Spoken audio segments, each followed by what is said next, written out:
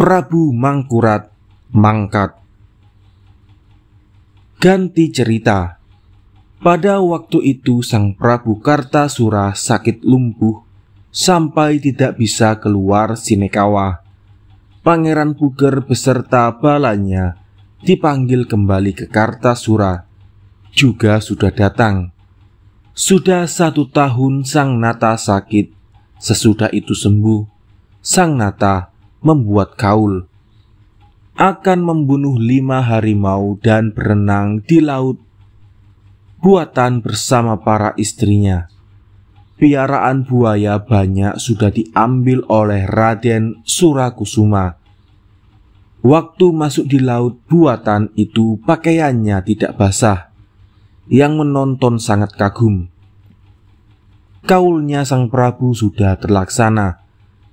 Pada waktu itu Kartasura sangat makmur sejahtera. Pangeran Adipati Anom sudah berputra 4 orang. Putra pertama bernama Raden Mas Bumi, adiknya Raden Mas Panenggak, ketiga Raden Mas Alit, bungsu putri Raden Ajeng Sasi. Keempat-empatnya dari selir, diambil oleh eyangnya semua. Raden Mas Bumi diangkat dengan nama Pangeran Buminata. Adapun Adipati Anom dipaksa oleh Sang Prabu dinikahkan dengan putri pugeran yang bernama Raden Ajeng Impun, adik kandung Raden Ayu Lembah yang telah dibunuh beberapa waktu sebelum itu oleh Pangeran Puger dalam kasus dengan Raden Sukra. Kemenakan putri Raden Ayu Puger diterimakan kepada kemenakan laki-laki Ratu Kencana bernama Raden Sumaningrat. Waktu itu dalam sengkalan tahun 1623. Lalu ada kemenakan Sang Prabu, putranya almarhum Singosari bernama Raden Mas Punta. Raden Mas ini sedang menyepi di makam Tegal Arum. Ia berniat melawan raja. Setelah dilaporkan kepada Sang Prabu, lalu diperintahkan untuk ditangkap, serta sudah dibunuh. Bersamaan tahun 1625, Raden Adipati Sindureja sakit dan akhirnya meninggal. Sebagai pengganti patih di luar yang memerintah seluruh tanah Jawa adalah Ki Tumenggung Sumabrata. Patih di dalam Ki Tumenggung Wiraguna. Waktu itu Pangeran Adipati Anom diberi wewenang memerintah para adipati dan seluruh tanah Jawa.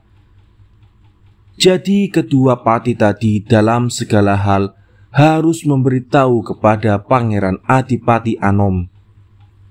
Sang Prabu setiap waktu juga selalu mengajar kepada putranya. Ia diarahkan untuk membuang kelakuannya yang kurang terpuji, apalagi selalu diharapkan untuk hormat dan kasih kepada Pangeran Puger dan Pangeran Cakraningrat. Jangan membuat sakit hatinya. Pikiran Sang Prabu supaya kelak selalu tulus memegang kekuasaan mengganti raja. Rupa-rupanya Sang Prabu sudah merasa bahwa umur beliau akan segera berakhir. Tetapi begitu cemas dan khawatir dengan kelakuan putranya.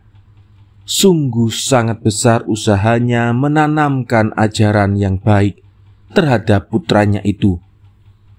Tidak lama kemudian Sang Prabu sakit dan mangkat di tahun Alib 1627. Sepeninggal Sang Prabu Mangkurat, Pangeran Adipati Anom lalu mapan di Sri Manganti serta mengumpulkan para bupati beserta balanya.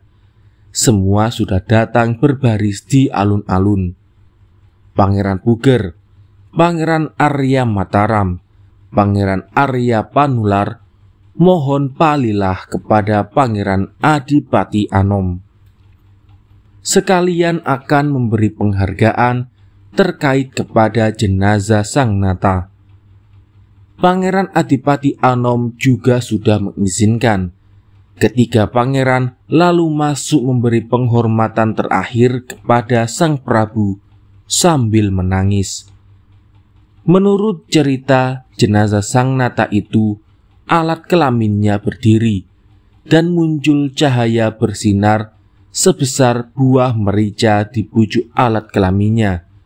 Tetapi tidak ada yang tahu, hanya Pangeran Puger sendiri yang melihat. Pangeran Puger tadi segera mengecup cahaya yang ada di pucuk alat kelamin tersebut.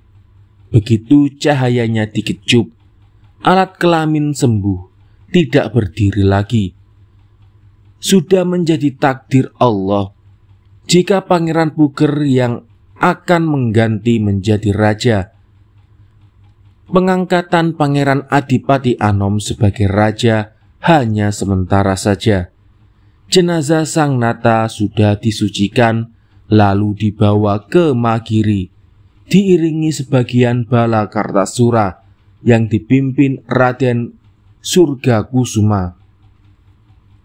Permaisuri Sang Prabu yang bernama Ratu Surya Kencana juga ikut mengantar ke Magiri serta membawa real 1000, uang kas milik Sang Prabu sendiri untuk selawat.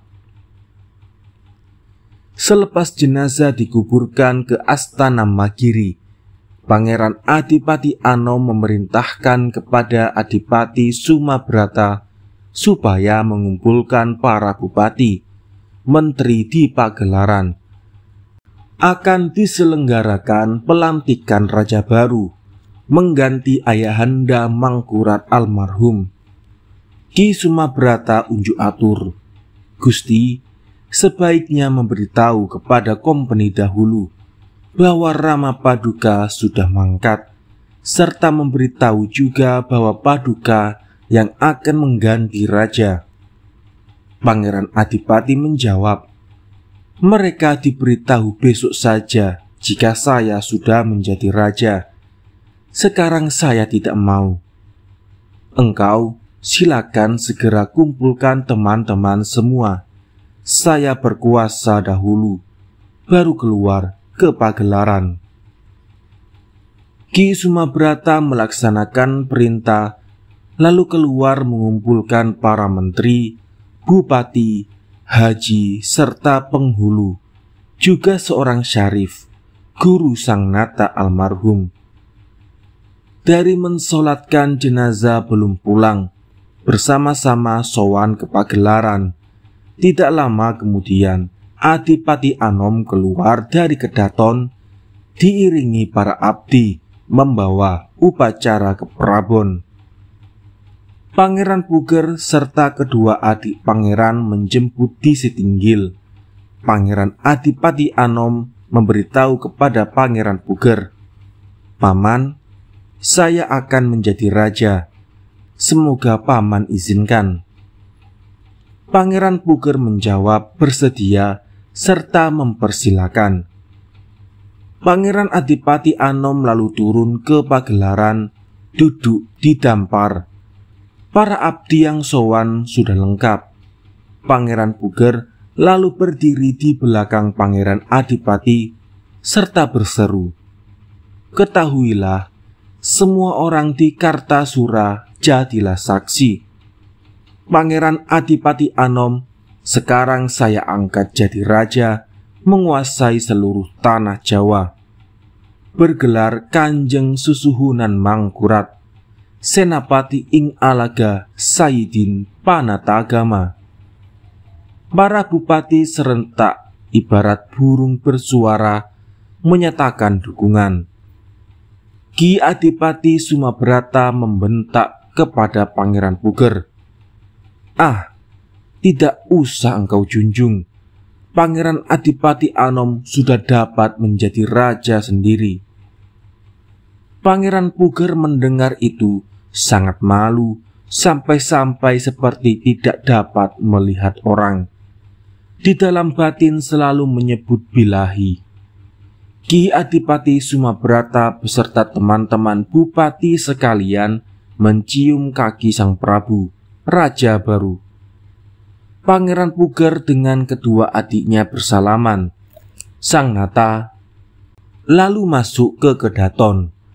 Setibanya di Kedaton lalu menjatuhkan perintah kepada orang di seluruh Kedaton bahwa Ibu Paduka Ratu Kulon sekarang bergelar Ratu Agung. Terungkap dalam cerita sang Prabu yang sudah almarhum itu, putranya cuma satu, ya sang Prabu baru ini, keturunan dengan Ratu Kulon. Garwa yang lain tidak berputra. Hal itu terjadi karena Ratu Kulon itu sangat jahat hatinya. Jika ada garwa yang lain hamil diguna-gunai, kandungannya lalu hilang seketika.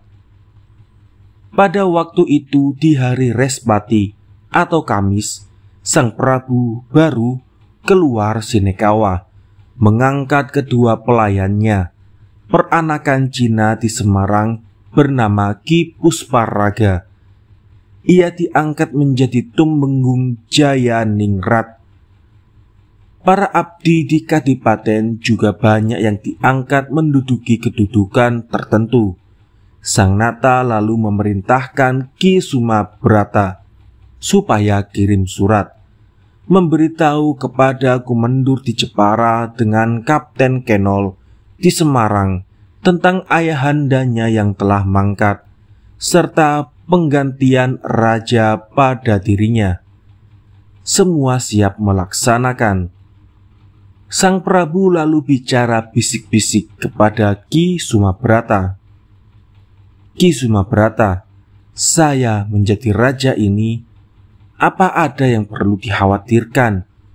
Menjadi batu sandungan bagi saya. Ki Sumabrata menjawab, menurut perasaan di hati saya, hanya ada seorang saja yang mengkhawatirkan. Tetapi siapa dia? Saya takut menyebutnya. Sang Nata tersenyum serta berkata, ya, saya sudah mengetahui yang menjadi kekhawatiranmu itu. Tidak lain hanya si Paman Puger. Tetapi dugaanku, jika anak putrinya masih dalam kekuasaanku, sepertinya tidak mungkin punya niat jahat. Jawab Ki Sumabrata, Gusti, demikian itu justru semakin mudah melaksanakan perbuatan makar, membuat supaya mati. Sebab orang rebutan keraton itu tentu tidak menghitung anak istri. Seumpama Pangeran Puger perintah kepada garwa sang Prabu membunuh Paduka, ya bisa terjadi. Sang Nata setelah mendengar semua keterangan Ki Sumabrata, tiba-tiba lupa segala nasihat dan pesan-pesan dari almarhum sang Prabu. Beliau mengikuti saja nasihat Ki Sumabrata. Waktu itu bertepatan dengan sedekah 7 dari ayahnya. Garwa sang Prabu dari Pugeran segera dipulangkan ke orang tuanya, Pangeran Puger. Sedang yang menggantikan kedudukannya diangkat garwa selir dari Onye, diberi gelar Ratu Kencana. Cerita berikutnya dari para pelayat di Magiri. Setelah jenazah sudah dikuburkan, semua lalu pulang ke Kartasura. Hanya Raja Mangkurat yang masih di sana mengaji bersama para santri. Tetapi Raden Surya Kusuma tidak mau pulang, lalu menyiapkan barisan di desa Ngenta-Enta di daerah Mataram, menaklukkan desa-desa di sekitarnya. Dimohon pulang oleh abdinya. Kami sepuh bernama Ki Surangga tidak mau, katanya. Surangga, jika Kang Mas Pangeran Adipati mengganti jadi raja, aku tak sudi mau pulang. Sudah pasti jagat akan rusak. Karena Kang Mas Adipati itu budinya sangat jahat. bawaan dari ibunya, bukan keturunan Mataram. Celakanya almarhum Uwa Prabu tidak punya putra dengan garwa terah Mataram. Kang Mas Adipati sendiri sudah berjodoh dengan saudaraku, juga tidak berlanjut. Itu tanda akan lenyap benih-benih raja. Lebih baik saya mendirikan tahta sendiri. Perkara untung dan malang itu terletak pada diriku sendiri. Dan sudah hukumnya, jika merebut negara itu, jika menang meraup, jika kalah pasti musnah. Kakang Surangga, segeralah menaklukkan orang tanah Mataram atau Pagelen. Kabarkanlah bahwa saya menjadi raja di Mataram, bergelar Prabu Panatagama. Raden Surangga bersedia. Kala itu sudah banyak orang yang tunduk, besar balanya, serta membuat bangunan mereka seperti kedaton, serta alun-alun di dusun Ngenta-Enta. Ratu Mangkurat serta orang Magiri geger. Raden Mangkurat mengungsi ke timur Gunung Kidul sampai di desa Masaran, lalu pulang ke Kartasura. Sudah dilaporkan bahwa Raden Suryakusuma membangkang dan banyak pengikutnya. Sang Nata sangat marah kepada Pangeran Puger, dituduh membujuk putranya untuk makar. Sang Prabu lalu perintah kepada Ki Sumabrata, Paman Puger panggillah segera beserta anak istrinya. Kalau sudah datang, masukkanlah ke kerangkeng dan letakkan di tengah alun-alun. Jangan dibiarkan membawa pengikut. Ki Sumabrata segera utusan untuk memanggil Pangeran Puger dan Garwa Putra, dibawa ke pagelaran. Ki Sumabrata lalu menyatakan perintah raja serta minta keris yang dipakai. Pangeran Puger tidak menolak dan menyerahkan keris. Demikian pula para putra dan abdinya semua menyerahkan senjata mereka masing-masing. Hanya Raden Mas Antawirya yang belum menyerahkan kerisnya. Tajam matanya, merah mukanya. Para bupati bergerak siap dan waspada. Pangeran lalu memerintahkan kepada putranya, Antawirya, serahkan kerismu. Meskipun kamu dibunuh sekalipun, jangan sekali-kali kamu menolak. Karena kamu tidak berdosa, matimu mesti syahid. Sebaliknya, jika kamu melawan, kamu durhaka terhadap raja. Dan jika kamu tidak menyerahkan senjata, kenalah kutukku padamu. Raden Antawirya sangat takut kepada ayahandanya. Akhirnya menyerahkan kerisnya. Pangeran Puger beserta Garwa Putra dan para abdinya lalu dikerangkeng di luar dan dijaga pengawal-pengawal bupati. Keadaannya sangat menyedihkan. Siang malam selalu menangis serta menyalahkan Suryakusuma. Para bupati yang menjaga dan mengawasi kerangkeng, juga Ki Adipati Sumabrata, tiap sore naik kuda mengelilingi kerangkeng serta berbicara menyindir, melecehkan Pangeran Puger. Meskipun hati Pangeran Puger remuk redam, tidak mau makan dan minum, selalu berdoa memohon ampun dan pertolongan kepada Allah. Bila malam begitu khusyuk berdoa dan mengheningkan cipta. Jika hari Senin dan Kamis, Pangeran Puger mandi air jamas, membersihkan diri menghadap kehendak Sang Prabu. Jika akan menghabisi hidupnya, sewaktu-waktu hanya pasrah. Sang Nata sudah memerintahkan untuk memadamkan makar Raden Suryakusuma, dan sudah terjadi. Suryakusuma kalah perangnya sebab musuh tak seimbang. balanya yang tewas tak terhitung, lalu lari ke daerah Pagelen. Bala dari Kartasura lalu kembali pulang.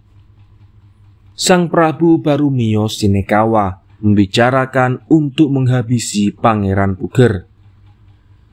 Ki Sumabrata takut kualat, tentu akan membuat retaknya negara.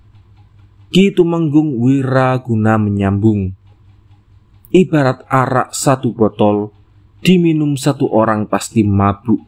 Jika diminum banyak orang, mesti tawar. Tiba-tiba terpotong dengan pasukan yang datang dari peperangan. Mereka melaporkan telah unggul perangnya. Raden Surya Kusuma lari ke barat. Sang Nata begitu gembira, lalu perintah untuk mengejar ke mana larinya Raden Surya Kusuma. Yang diperintah segera berangkat. Waktu itu Ki Sumabrata lalu unjuk atur memohonkan maaf Pangeran Puger, sebab Surya Kusuma sudah kalah perangnya.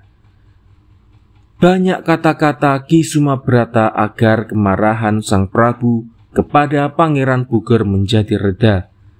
Sang Nata juga berkenan, lalu katanya, "Ya, baiklah, bebaskan Paman Puger. Tetapi mintalah sumpahnya. Jika membujuk makar kepada putra-putranya, jangan minta ampun lagi.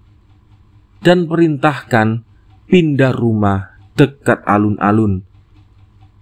Ki Sumabrata menjawab bersedia, lalu mendatangi kerangkengan. Pangeran Puger sudah diminta kesungguhannya, serta diperintah pindah dekat alun-alun, lalu dibebaskan. Pangeran Puger pun pindah rumah.